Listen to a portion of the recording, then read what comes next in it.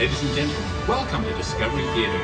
As its name implies, it's your chance to discover some of the wonderful animals that share this world of ours.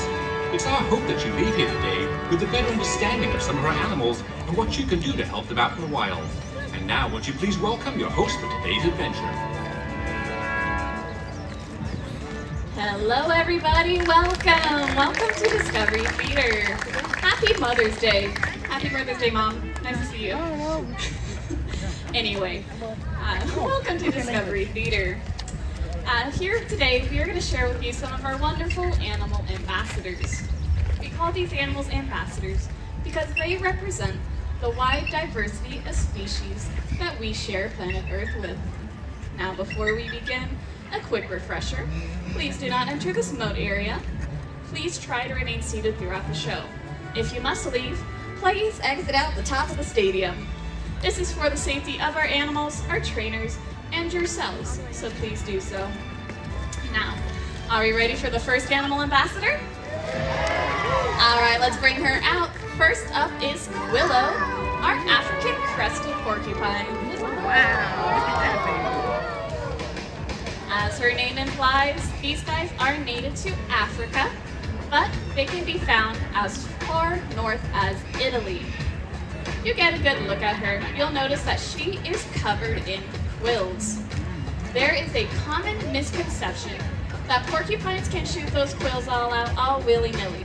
That is not true. Those quills are just as attached to her body as your hair is attached to your head. In fact, both your hair and her quills are made out of the same thing, keratin. Now, those quills have a lot of different purposes. Those long black and white ones can poof up, make her look a lot bigger than she actually is, and helps intimidate potential predators. If you look towards her tail, you'll notice these short, sharp white ones. Those are the ones that provide the main protection for her body. These guys like to live underground in burrows, and if they ever get cheese prey predators, they can just go right on in and their butt will provide a natural protection. No one wants to follow those quills inside. Willow here is a herbivore, which means that she will eat fruits, roots, and vegetables. She is taking her treat on the go and she is returning home. Let's give a hand for Willow, our African crested porcupine. Now, for our next animal ambassador, we'll be staying in Africa, and we're going to welcome out a large bird. Our next animal ambassador, his name is Max, and he is a southern ground hornbill. Now, when you think of hornbills, you probably think of a smaller bird with a really big beak. However, this guy is pretty big. He weighs about 8 pounds and really stands out from the crowd. As he's walking around, you'll notice a lot of very distinct features about Max. For those of you up close, you might notice that it looks like he has eyelashes. However, he is a bird. He doesn't have hair like we do. Those are just modified feathers that protect his eyes from the dust and grasses of the African savanna. You'll also notice that bright red throat pouch. That throat pouch can inflate and deflate. It helps amplify his calls, and it helps him look very attractive to potential mates. Now, you might notice that this guy is holding on to a piece of food. That is a piece of meat that we call a bird of prey diet. This guy is a carnivore, which means he will eat only meat. This guy likes to eat mice, rats, and in the wild, these guys will even eat snakes. When they catch their prey, these guys will take that prey and actually pound it into the ground. They have 2 vertebrae specially fused in their neck that allow this pounding motion. Nice and easy. Now, Max is actually holding onto the food because he's trying to flirt. This is one way to show that he is a capable hunter. He can catch that food all by himself. He did not need no trainer. Now, Max is one of the older members here at Discovery Theatre. He is 39 years old. Yeah, pretty old for a bird. These guys can live into their late 40s, early 50s. One reason is because these guys can take about 9 years to fully raise a chick. So it has to have a nice long lifespan to make sure they have the next generation to go. Alrighty, there goes Mr. Max, our southern ground hornbill. Yeah, give him applause. He did good. He's adorable. Alrighty, for our next animal ambassador, we'll be staying in Africa, and we're gonna welcome out a small cat. A lot of people think that he's a baby cheetah, but he is not. Our next animal ambassador, his name is Trooper, and he is an African serval. Now, one cool thing about servals is that they have both spots and stripes. That's not normal for most cats. Usually they have one or the other. But they have this coat pattern because it helps them camouflage in the tall grasses of the African savanna. Now, you might notice that this guy has some really long legs. These guys have some of the longest legs in proportion to body size of any cat species, which gives them another nickname of giraffe cat because of those long limbs. We're gonna see if he's willing. Oh, he did chase it today. Good try, buddy. He almost caught it. Now, we did a little bit of a mini cheetah hunt because these guys are some of the most successful hunters in Africa. About 50% of every hunt is successful, which is really good for a wild cat. Usually it's about 20%. One reason they are so successful is the wide variety of food they eat. Yeah, let's give a hand for Trooper, our African serval. Alrighty, we're gonna continue the Africa theme, but we're gonna change it up a little bit, and we're gonna welcome out a little scaly friend. Our next animal ambassador, her name is Puddin', and she is a ball python. Now, these guys are called ball pythons because when they get frightened or trying to hide, these guys will wrap up into a nice tight ball. They are also known as royal pythons because in Africa, royalty, chiefs of tribes, will actually wear these guys around their necks as a status symbol. Now, how many of you guys are scared of snakes? That's okay. That is totally natural and understandable, but these guys are actually very important for our environment. These guys can help keep down the rodent population, which means that they are keeping those mice and rats out of your houses, which we all approve and appreciate. If you do see a snake in a wild, just leave them alone. They prefer to avoid you, not go after. Alrighty, let's give a hand for Puddin', our vanilla ball python. Alrighty, I'm gonna be setting up a rope here, and we are gonna be welcoming out someone native to India. Our next animal ambassador is the only true flying land mammal. What do you guys think that is? A bat. You guys are correct. Our next animal ambassador is Bacardi, our giant Indian fruit bat. Now, bats are some of the most common mammals in the world. 1 out of every 5 mammal is in fact a bat. There are over 1,300 different species of bats found worldwide. The only place you will not find bats is the Arctic, Antarctic, and a few oceanic islands. Now when Bacardi opens his wings, take a good look and compare it to your own hand. You might notice there's actually some similarities. His wing structure is basically the same as our hand structure. The main difference is that his fingers are a lot longer than ours, and it's all connected by skin. You can say these guys fly via the power of jazz hands. Very fancy. Now we are going to demonstrate how these guys will spend the majority of their time, which is hanging upside down. The only time these guys are upright is when they are flying or when they are going to the bathroom. They have specially curved toes and thumbs that allow them to hang upside down without expending too much energy. It's very convenient and very easy for them. Now, bats can range in size from the smallest being the size of a bumblebee to the largest being the giant Malaysian fruit bat, which has a wingspan of over 6 feet. Bacardi here is part of the second largest species in the world, which has a wingspan of about 4 feet on average. There he goes, he did it. Good job, buddy. Now, he is something called a frugivore, which means that he will only eat fruit. About 30% of all bat species are frugivores. About 70% of all bat species are insectivores. But there are 3 species of bats out there that are blood-sucking. But don't worry, they prefer livestock, not people like us.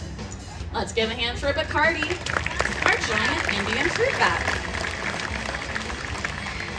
Alright, we are going to return back to our reptile theme, and we're going to welcome out a native to Central Europe, and let's see where he is. Coming out is Roland, and I have a question for you guys. How many of you guys think this guy is a snake? That's a trick question. This guy is actually a legless lizard. These guys, his name again is Roland, a European glass lizard. Now, you might think, why does he not have legs? And that's because of how they adapted to their environment. These guys will live underground, so they don't really need arms and legs to move around. They'd actually just get in the way. So they developed a way to not have them, and they're doing just fine. Now, you might be wondering, how can you tell that he's not a snake? Lizards have very distinct features that are different from a snake. One such thing is, these guys can actually blink. Snakes do not have eyelids like they do. They actually have something called eye capsules that just cover their eyes. Don't try to get into a staring competition with a snake. You will never win. Another big difference, if you look really closely to his face, he actually has ear holes. Snakes do not have ear holes. They only feel the vibrations. They do not hear, like Mr. Roland can. Another big difference is where their tails will start. If Hillary will point out, about halfway through the body, that is where the lizard's tail will start. And a snake is maybe the very base of it, which is about like an inch or two.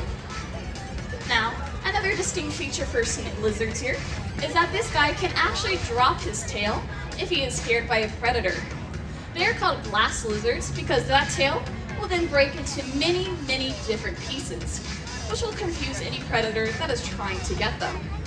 Now, they can only do this once in their life, so if they don't, they'll still regrow a tail, they just can't do it again. They have another defensive mechanism where they'll actually just roll around until the predator leaves them alone, which is why he is called Roland. Let's give a hand for Roland, our legless lizard. Alrighty, we'll be turning to North America with our next animal ambassador. This guy is a large carnivore, and he might resemble your dog at home. What do you guys think he is? You guys are so right. This is Wyatt, our gray wolf. Now, Wyatt lives here with his pack mate, Arya. In the wild, these guys will live in packs between 2 to 12 individuals. The largest pack can be found in Yellowstone, with over 30 individual members. Now, when these guys are separated, these guys will help to communicate, so you might be hearing Arya in the background checking in to see where Wyatt is. However, they actually primarily talk via body language, which is the position of the ears, the tail, the ruff. They'll tell you a lot about how a wolf is feeling. It's that primary means of communications, and will tell you if they're uncomfortable or if they're relaxed. Now, wolves are very much a wild animal. They are not like your domestic dog at home. These guys are very strong bite pressure and can break a moose's femur in half with one bite. Let's give a hand for Wyatt, our gray wolf. Yeah, that was a good boy. If you want to see him again after the show, he does have access to exhibit, but he does like to hide, so you might not see him. Alright, for our next animal ambassador, we'll turn to South America, and we're going to welcome out a type of vulture.